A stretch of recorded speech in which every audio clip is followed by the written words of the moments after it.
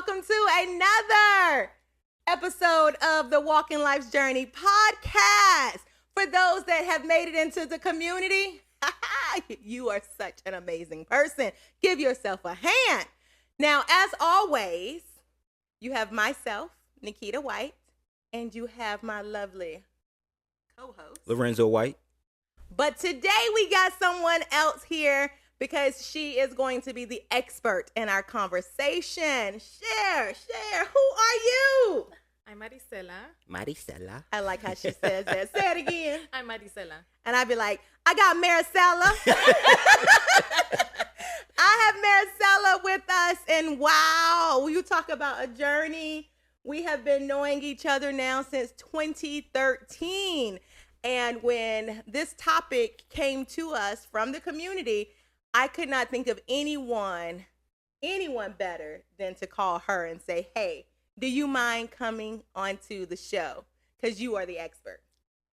I'm a hope. You are the expert. So with that said, this topic came from the community.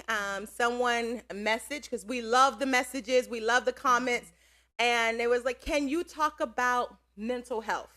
And because this is the month of May, and you guys know what's special about the month of May, it's my birthday month. So there's no other way better to celebrate my birthday month than talking about a topic that can help someone, especially someone asking for that help.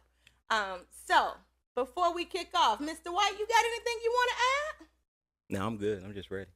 Good. So as I shared with you, Maricela, she is the expert. And before we dive into normalizing seeking mental health is what we're going to talk about. Share those credentials. Who are you?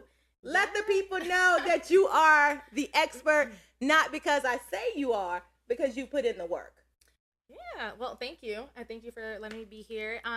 So I am a licensed clinical professional counselor in the state of Idaho and in the state of Texas. I graduated with psychology and sociology from the University of Idaho, and then I went on to get my master's degree as well from the University of Idaho. I did generalized counseling there for a while, and then the last few years, about the last 6 years, specialized in trauma counseling. So specifically sexual abuse, child abuse, PTSD, anxiety, and depression, and grief is my focus right now. Wow. She has a very colored background. Yes. She has not been doing counseling in one area, but she is really the expert in a variety of areas. And the one thing, when you think about mental health,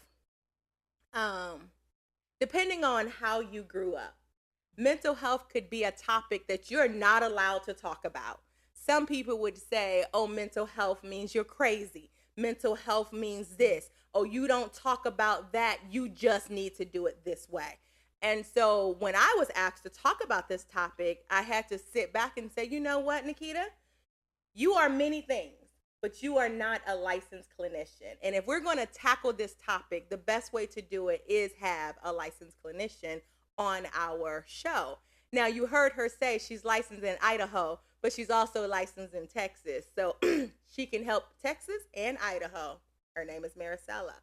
So seriously, though, it's a topic that when you hear mental health, too, I don't want people to get it mixed up. Because sometimes I was on Facebook and someone asked the question of why do children, as they grow old, sometimes distance from their parents? And one of the answers that was put out there was for their mental health. And so I want to tackle that a little bit because when I read that answer, I felt some type of way. And I felt some type of way because I think there's a difference in saying, truthfully, I need to protect my mental health, meaning I need to show up great, right? But then there's that one of, I'm protecting my mental health because you guys be getting on my nerves. You always trying to tell me what to do. You're trying to tell me how to lead my life. And so I go do what I want to do. And I think those are two different things. So as you just heard me talk about that, because people are like, I got to protect my mental health. I have to distance from you because I got to protect my mental health. What would you say protecting your mental health really look like? That's a hard one. I think that's different for everyone. And I think it's a tricky subject, right? Because there are some people that are like, hey, you know, there are some people that do make me angry, that do cause a little bit more anxiety or more distress, right? And I think that is distancing yourself is protecting your mental health, right? But there's also, I think, a lot of ways, you know, a lot of things go into mental health, your communication skills, your coping skills, you know, your resiliency, being able to problem solve. And so sometimes, you know, it isn't just distancing yourself and disconnecting from everyone that you can't communicate appropriately with. Sometimes it is one of those where we need to learn those skills, but also, you know, learn that some people unfortunately don't want to learn some of those skills or change those behaviors. And in that case, if it's more beneficial for you to distance yourself, then I think, you know, whatever is best for you at that time. So I think it's kind of a mixed little two-way street. It's kind of two-edged sword there. She is definitely a licensed clinician because like she said that learned, like some people, you have to learn how to communicate. You have to be able to show up, right? And so, and it was crazy because I hear it so often, and that's why I'm like, it has the term mental health become so like a fad. Yes. So faddish. And that's why I'm like, my mental health. I gotta protect my mental health. There's things, because I'll laugh sometimes like, ooh, I'm gonna go and sit on the couch of one of our clinicians because you guys are working my nerves. But I'm just joking there. But there are people that are really seeking mental health, but the word lately has just been tossed up like a ball. It just keeps being tossed up. So how do you even know when someone's serious about seeking mental health services? If someone was just to come up, I mean, like the young lady who told us about this topic, like, can you talk about mental health? She has no one else to turn to even say, hey, how do I know when I need to seek mental health services? How do you know? What changes, Marcella? Well, I mean, you were talking about normalizing mental health, and I think you kind of gave an example there where you're like, sometimes I'm just like, you guys are all getting on my last nerve. I need to go sit on that clinician's seat, right? That is mental health too. I think it's one of those where there is a huge spectrum. So I think mental health, you know, back in the day was serious mental health conditions like bipolar, schizophrenia, right? PTSD, anxiety, depression. And then now, you know, people are like, is it that? Is it something different? And really, it's an array of things. I mean, you can go just for an adjustment, like, you know, me moving somewhere, you know, that is an adjustment, and that is a huge thing, and people will go to counseling for that, right? And then there's more of the other side of the spectrum that's like, yes, I'm having PTSD symptoms, you know, flashbacks, you know, traumatic events that are happening in my life, and they go for that as well. So I think, you know, that normalizing is also normalizing that it is a wide range, and there's no actual like reason why you should or shouldn't go, right? Like people sometimes just go once a month to say, hey, I am just a little bit frustrated, need someone to talk to, and you know, I don't want all these ideas or, you know, thoughts or feelings being shared with someone else, so I'm going to share it with someone that can't share that with anyone else, right? Or there's some people that come in and are like, hey, this is something serious that I need to work through. So what I hear you saying is, it's not necessarily that I have to have a diagnosis. No. It's, I need someone to talk to, and I may not be in a place where I'm ready to share this with a friend or a family member, but I want to go to someone else that is licensed. I want to go to someone else that can kind of help me work through this. Right. Yeah, and I think it's one of those too where, you know, doing this work, I have learned, you know, you don't know what you don't know. And so if I went to my family members, love my family members, right? Yes. But they grew up in a different generation with, you know, a lot of machismo and different things that went on. And so if I ask them about certain relationship things, I'm probably not going to get the advice that I'm looking for in this day and age, right? Yep. And so you don't know what you don't know. So you have to seek that elsewhere, or you have to seek it from a professional. I like it. Yeah. Going back to the young lady that asked the question, if they even have that thought to even pose that question, would you think that, well, to me, I would think that they realize that something is going on with them. Yeah. A lot of people, and I'm included as well, kind of steer away or don't necessarily go through with the process of finding someone to speak to because of a stigma that's attached to it. Like all the negative stuff that we used to hear, like when we were growing up, right. This person crazy, that, you know, all those things. But do you think that that person recognizes that something is going on with them and they do need to seek someone? Would you say that's fair? I would say that's fair. I would say anytime that someone's like, hey, my behavior, like I keep making this pattern, or I feel like something's off, or I feel like I can't talk to someone, I think those are perfect times to say, hey, I think I need that extra help. Now, what if I realize I might need counseling and I go and I talk to my family? Like you said, your family, different generations, right? So they're not going to cheer me on that I want to go and talk to a stranger, right? They're going to say, well, what can that stranger tell you about yourself? Yeah. How do you, no, I recognize that I'm going through this. I recognize that I'm going through a transition and I do need someone to talk to, but my family is not seeing eye to eye with me. Do I still seek that help? I don't know. My family's going to talk about me, and I don't want my family to talk about me. What do I do? Yeah. And I think that's a great example. A lot of people will come and say, hey, they don't even know I'm therapy, right? Like who even, don't call, don't leave a voice message, Some people will say, they come in with, how do I tell my family, how do I explain that this is something that I'm seeking? Because a lot of the times they'll say, my family doesn't want our business out there. Yes. Right? And so a lot of the time I let them know, well, obviously, counseling is confidential. No one's going to talk about this. Obviously, there's those small disclosures that you have to do, harm to self, harm to someone else. But other than that, everything is completely confidential. And so I let them know, it's one of those that sometimes takes some time. And most of the time, if you get that response, then that's probably that healing process that needs to happen with the whole family, right? And that's that psychoeducation. Someone has to break that generational, trauma or that thinking, that stigma. So I'm like, that you're that person that's breaking that. And so the more that you can kind of do that psychoeducation for yourself, be comfortable with it, then you'll find that right time to kind of share that with them, right? And a lot of the time, they may be on board, they may not, but it's like the things you're learning, you kind of slowly tell them, right? Or pick it up. They'll be like, oh yeah, I saw this thing on manifesting, right? Or whatever it looks like, or I saw this on like self-care. And then you kind of just gradually put it in there with like, oh yeah, that's something that my counselor taught me, right? Or you're being different, where'd you get that from? Or that mindset. And you start slowly putting it in there and normalizing it within yourself. And that will automatically normalize it around everyone else. That generalization. Now you talked about some self-care. Yes. I'm going to tap into our friendship side for a minute here, you guys, because I have been in awe with you and what you have done for yourself, just making sure that you show up for yourself. You shared about, like the move and how you had to get yourself together to like, this is what I'm going to do. I always laugh with my friends and I tell them, oh, you had to put your big girl drawers on so you can go get focused and do what you need to do.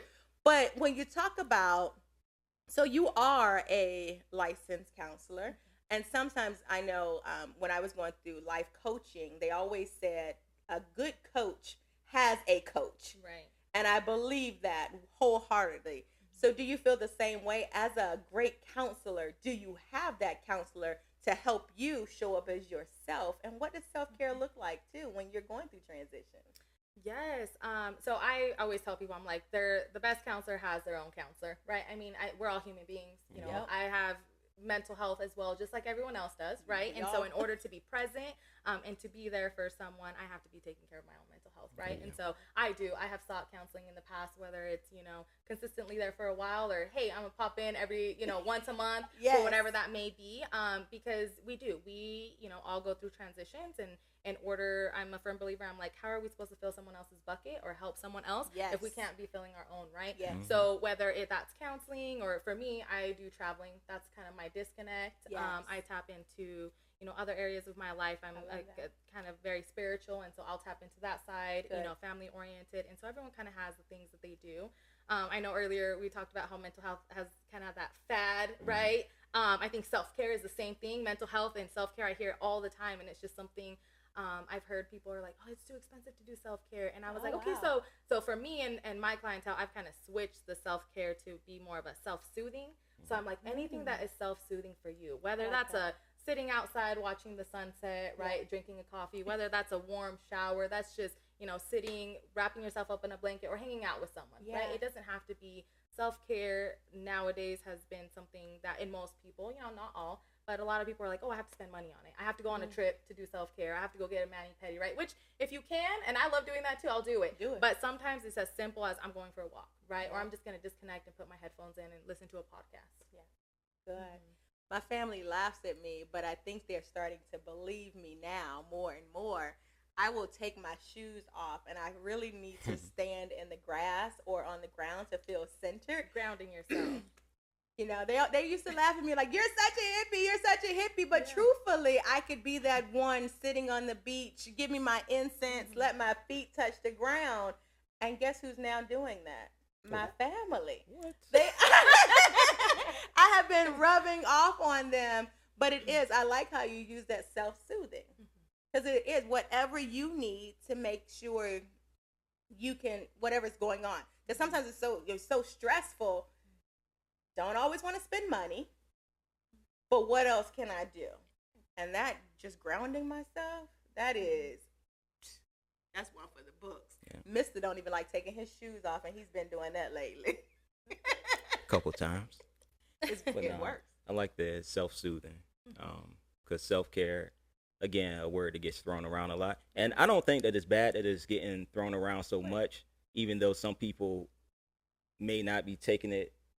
I ain't gonna discount what they feeling, what they going through, but in terms of how we're talking about people seeking help, some people may not be taking it that way. But the more it's getting put out there, the more people will understand and realize, okay, it is a thing that's positive versus the negative stigma to it. Just like, to speak on my own situation, being in the military, Afghanistan, PTSD, different stuff like that. It was a long time I didn't say anything to her about, what I was going through, what I was feeling. I wasn't sure what to expect when I did go to counseling and things like that. And it kind of put me in and another side to that was basically in the military, your career is at risk at that point, depending on what you got going on. So a lot of that stuff is bottled up and held in. When I finally did go, I had to, I went in with expectations, even though I didn't know what to expect. So I had to, okay, let me manage my expectations better, because counseling is not a cure, end-all, be-all cure to anything. You got to put in work. You have to be willing to open up and be honest and tell somebody what's really going on versus just little stuff to get through. So it's not a bad thing. Again, we get flooded with images. We get flooded with all this stuff going on, all these terms, like you said, tossed around. But I think the more exposure we get into it, the more normalized it's becoming, and people aren't as back in the day-ish when they don't tell my business, keep my business. I mean, you got those people, but it's a little, I guess, more open. It's opening up a little more now. So I said all that to say, I don't know what I just said. You said a lot, and somebody will definitely take something from that. The biggest thing is, like you said, military with the career. Sometimes we don't seek out what we need because we're worried about what's going to land in that file. We're worried about who's going to get that information. And then what does that mean for our career? Absolutely. Not knowing, I'm a true believer, get the help you need, because a job, if something happens to you, I promise you that obituary will be out there and you will have a replacement sitting in your office, and you didn't want to go get the help you needed because you felt like you had to show up for everyone else. You cannot show up as your best self if you don't take care of yourself. Absolutely. That is the one thing I've learned working with people. In the field of peopling, you got to take care of yourself. And it's funny you say that, because I literally say that to, anyone that I work with, and that literally came from you. Speaking of what you learned from me, I learned a lot from you. A lot from you. We started this journey together. We were on different paths as far as where we were at, from leadership to behavior interventionist to para. But at the end, it was three of us, the core three, and we all landed in an office leading together, working together. Gosh, deployments. When I say y'all have been in my life for a long time, you've been in my life for a long time. But what made you start just focusing more on mental health? And now you're an LCPC. I'm excited for you. Tell me about your journey.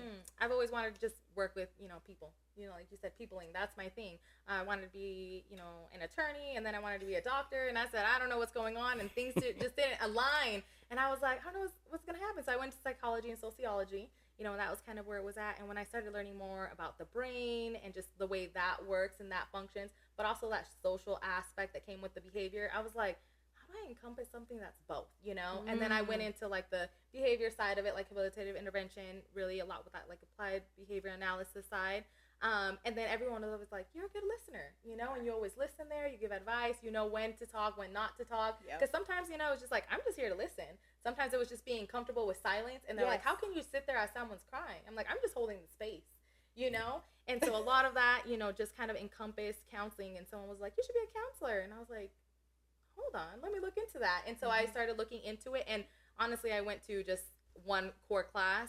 And it was so natural that I was like, this can't be a thing. Like, it can't be this natural to just do this. It's too easy, literally. So I signed up for the program. I did my whole my grad school in that program, right? And it was something that it did. It just flowed. It seemed natural. Obviously, I learned new techniques, other things that had to do with it. But the more I got into it, the more that I really enjoyed it. And I like that education piece with the psycho ed. So I get to talk because I'm a talker. So I get to do that. But then I get to listen and just hold that space, which is also something that I like to do. I just like to be there for someone, and I'm a firm believer that everyone deserves someone to listen to them, and if I can be that person to help them, guide them, because I tell my everyone that comes to see me, I'm like, I may be the professional, I might give you some psycho ed on that piece. I said, but you are the professional and expert on yourself, and it is now all within it's all within you. I'm just here to guide you and ask you the right questions and give you a little bit of a push. That is it. I'm a firm believer. Anyone that has came to see me and they've made those breakthroughs, it was all them. I was just there to witness and hold that space that no one else could give to them at that time. I like that. That's good. I like that. So hold that space. You provide them the space to just let it out. Yeah, or sometimes I'm just a stepping stone. I've told people, they've came in, and I know earlier, Lorenzo talked a little about you have to be vulnerable, right? And sometimes people are ready to come in and be vulnerable from the get-go and kind of get into that trauma work or, that healing portion of it. And sometimes people are really scared and they're not ready for that. And that's okay. I've had people that come in and I just normalize it. I make you feel safe. I make it feel like, this is something that when you're really ready to do, we're here, so I give a little bit of education, a little bit of coping, and they're on their way. And hopefully, I've had people that come back and are like, hey, I found a different counselor after that when I was ready years later. Okay. And I did that healing work. But if it wouldn't have been for you, I wouldn't have felt comfortable. So sometimes I'm like, I'm just a stitching stone, right? Okay. And I'm into something bigger. Okay. So now it's day one, and I have decided to have Maricela as my counselor. Yes. I walk into your office. I don't know. Tell me, what can I expect from day one? You don't know me. I don't know you. Yeah. Did I Google you? Did I get your card? I don't even know. But I found you. What does that look like? Yeah, so it's different everywhere, right? I mean, some have private practice. Some are in clinic settings. It just depends. But what you're going to find across the board somewhere is you're going to have some type of paperwork. Right? Unfortunately, you're going to have that informed consent that goes over counseling. That goes over confidentiality, kind of what the counseling is, what that breakdown looks like. And you're going to have to fill that out, probably a few screenings to see, some symptoms, what's going on. And so you're going to have that, and then you're going to come in, and really the first session is always background information. And I tell everyone, and every counselor is a little bit different. Some people want to know everything from the get-go. It makes things a little bit easier sometimes. Yeah. But I also understand that that's very vulnerable. And when I tell people, it's the first time you meet me. So, of course, you don't want to tell a stranger everything that's going on, right? If you're ready, go ahead for it. If you're not, I always tell everyone, tell me as much as you feel comfortable today. We're going to build that rapport, right? But why are you here? A lot of the time it's like, what are your goals? What are you seeking? Is there any kind of trauma, whatever you're comfortable saying? You don't have to go into detail, but just kind of giving that background information. I always go over like coping skills, support, so just really kind of getting a big portion of that. And for me personally, I never let anyone leave my office without a little tidbit of something. So I'm even if you talked about anxiety, I'm giving you a coping skill that you didn't know about before. I'm going over your supports. I'm just validating for you being there and taking that leap. So I try and leave that with something, and then after that you just kind of go with that follow-up. Oh, you walked me right into my next question for you, and you just made that so pretty. Just tied it with a bow. So if I came to you and I was battling with anxiety, What is a coping skill that you would give me so I could put in my tube belt? Me, I'm like, why don't you pick one? So I always go for grounding skills. Most people know about grounding, using your senses, but sometimes people are like, I've heard of that technique where it's like 5 things you see, 2 things you hear, 1 thing you smell, right? A lot of people, when they've heard grounding, they think about that. And I'm like, listen, you don't have to do all of that. You know your senses, right? I'm like, there's 4 on your face, right? Mm-hmm. And then there's 1. So obviously there's the sight, the smell, the taste, the hearing, and the touch. Yeah. I'm like, if you can think of just one of those things, I'm like, so when you're feeling anxious, just kind of look around your room and focus on one of those things. Okay. Deep breathing is huge for me. When we're in trauma response or anxiety, you're doing shallow breaths from your chest. Yes. So I'm like, you need to do that belly breathing. So I'm like, put your hand on your stomach, just breathe in, breathe out. And just 3 deep breaths, right? And then just look around to do some grounding skills, being mindful in that moment. And the way I explain anxiety, I tell people, anxiety is very future-based. You're worrying about the future, coulda, woulda, what's going to happen, right? Depression's very past-based, shoulda, woulda, coulda. We can't change either one, right? And so you got to bring yourself back to the moment, the present, to really bring your body down, because it's all about energy and it's all about, that emotional regulation piece. So anything to bring you down. So any of those self-soothing skills is going to bring that anxiety down. And that's why she's the expert. You all heard how she did a nice explanation of anxiety and depression. So that means you don't have to get it twisted. Know what you are working on and make sure you connect with a great counselor. There's nothing wrong with seeking help. Honestly, if you don't seek the help that you need, you could be doing more damage in your own life than just saying, hey, what can I lose? I go one time.